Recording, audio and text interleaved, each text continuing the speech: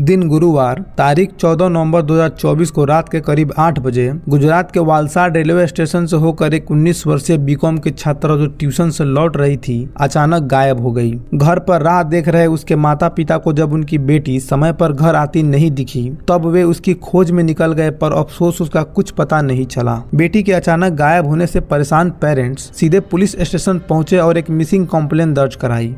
Complain दर्ज होने के बाद पुलिस की 2 टीमों ने तलाश शुरू की। जब तलाशी के दौरान उन्होंने सीसीटीवी कैमरों को चेक करना शुरू किया तो एक सीसीटीवी कैमरे में छात्रा ट्यूशन से घर लौटते नजर आई, लेकिन ठीक उसके आगे वाले कैमरे में छात्रा कहीं नहीं दिखी, जिसे देख पुलिस को लग गया कि लड़की बीच रास्ते में ही कहीं गायब हुई है। इसलिए उन्होंने रेलवे ट्रैक के पास का इलाका छानना शुरू किया, जहां देर रात ढूंढते ढूंढते मोती वाला फाटक के पास झाड़ियों में उसका शव बरामद हुआ।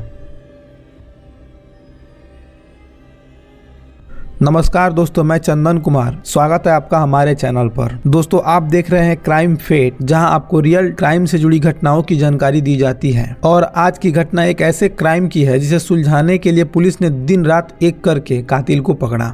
लेकिन जब मामले की सच्चाई सामने आई तो इस केस में ऐसा मोड़ आया जिसने पुलिस ही नहीं बल्कि पूरे देश को हिला कर रख दिया। हर कोई हैरान था कि जिस कातिल को पकड़ने में पुलिस ने एड़ी चोटी का जोड़ लगा दिया, वह सिर्फ किलर नहीं बल्कि सीरियल किलर था, जिसने 1 महीने के भीतर 5 हत्याएं करी थी।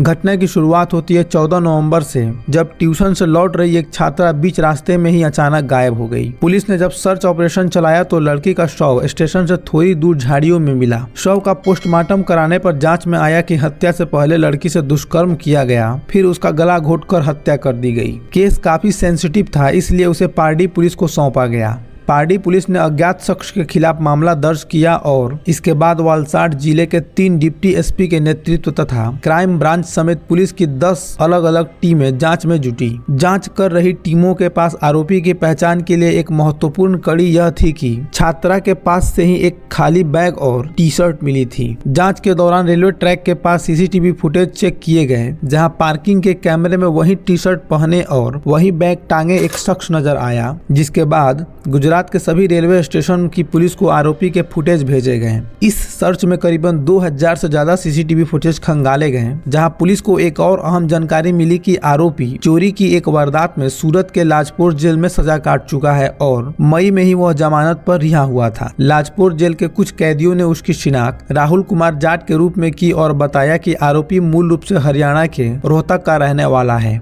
जिसके बाद पुलिस की एक टीम रोहतक गई, लेकिन पता चला कि आरोपी कई सालों से हरियाणा गया ही नहीं था, क्योंकि चोरी के वारदातों के चलते कुछ साल पहले उसके परिवार वालों ने घर से निकाल दिया था। तब से वह ट्रेनों में घूमते हुए वारदातों को अंजाम दिया करता था। इसलिए वलसाड एसपी ने आरपीएफ और जीआरपीएफ के वरिष्ठ अधिकारियों से बात करके एक संयुक्त अभियान शुरू किया। इस ऑपरेशन में गुजरात, महाराष्ट्र, राजस्थान, ओडिशा और आंध्र प्रदेश राज्यों के पुलिस अधिकारी शामिल हुए। एक व्हाट्सएप ग्रुप बनाया गया और सोशल मीडिया ग्रुप में छोटी छोटी जानकारियों को साझा किया गया। इससे फायदा यह हुआ कि वापी रेलवे स्टेशन पहुंचते ही आरोपी वारदात के 11वें दिन यानी कि 14 नवंबर को पुलिस की गिरफ्त में आ गया। गिरफ्तारी के बाद उसने अपना जुर्म कबूल कर लिया और बताया कि वो वापी शहर के एक ढाबे में नौकरी करता था, इसलिए घटना वाले दिन यानी 14 नवंबर को वह वापी में उस ढाबे मालिक से अपना बकाया पैसे लेने गया था। पैसे मिलने के बाद वापस जाने के लिए दूसरी ट्रेन के इंतजार में वालसाड रेलवे स्टेशन पर बैठा हुआ था। इसी दौरान ट्यूशन से अकेली जा रही छात्रा पर उसकी नजर पड़ी और वह उसका पीछा करने लगा। जैसे ही रेलवे ट्रैक के पास छात्रा सुनसान जगह पहुंची तो पीछे से उसका मुंह दबाकर झाड़ियों में खींच ले गया और वहां दुष्कर्म के बाद उसकी हत्या कर दी। इतना ही नहीं, हत्या के बाद वारदात वाली जगह पर 2 घंटे बाद फिर लौट आया और दोबारा छात्रा के शव के साथ भी दुष्कर्म किया। आगे बयान देते हुए उसने बताया कि इस वारदात के एक दिन पहले भी उसने तेलंगाना के सिकंदराबाद में लूट के दौरान एक महिला की हत्या की थी। वहीं इससे पहले उसने अक्टूबर में महाराष्ट्र के सोलापुर रेलवे स्टेशन के पास ट्रेन में एक महिला के साथ दुष्कर्म किया और हत्या कर दी।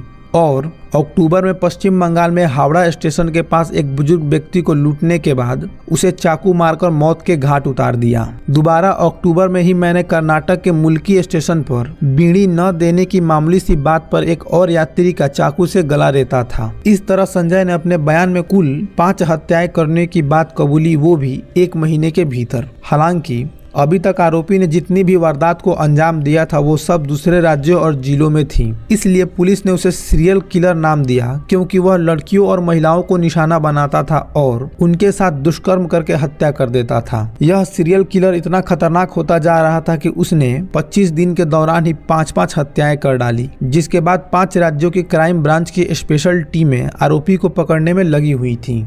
वलसाड एसपी करणराज बघेला ने बताया कि आरोपी की बातों और उसके व्यवहार से लगता है कि वह बहुत शातिर है। आरोपी से पूछताछ में कुछ और अनसुलझे अपराधों के खुलासा होने की पूरी संभावना है, इसलिए इस मामले में वलसाड पुलिस ने उसे कोर्ट में पेश कर आगे की पूछताछ के लिए 5 दिसंबर तक रिमांड पर ले लिया। फिलहाल वो पुलिस कस्टडी में है। तो दोस्तों, यह थी खूंखार सीरियल किलर संजय कुमार जाट की कहानी, जिसने अपने फायदे और हवस के लिए न जाने कितने मासूम और निर्दोष को मौत के घाट उतार दिया।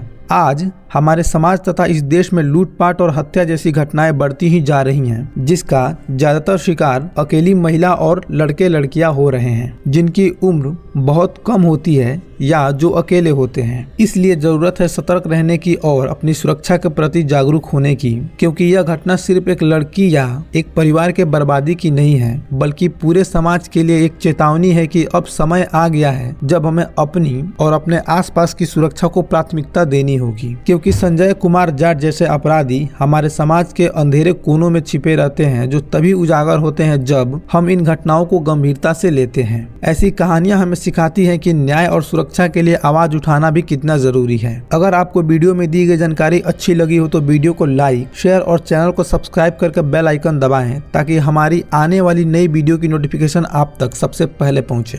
धन्यवाद।